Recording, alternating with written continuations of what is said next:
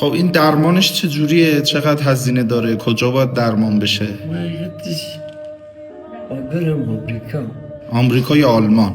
آمریکا، خب نیویورک. نیویورک. این دکترات از من گرفته اونجا باید درمان میشم.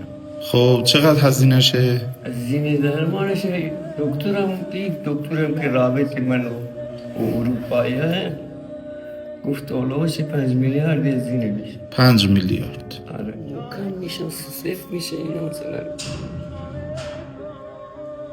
اونا شلتر میشه. آره میگن که به گلبول قرمز تماثر کرده، اینجا تو آزمایشا معلوم میشه.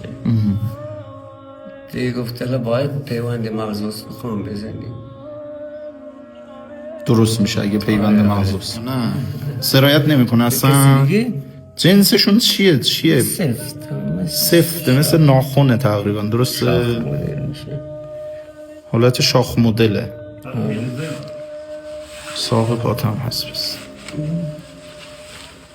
نرسی بزم یکی از انگشتاتو کندی یه کلا؟ انگشت کوچیکه رو خودت کندی؟ چی درش نه بابا با سیمچین؟ ای کنه بابا. مجبور بودم یا میشکست ایزگیل. زیر پاتم ببینم. زیر پاتم ببینم. 100,000 1 میلیون فقط. معلوم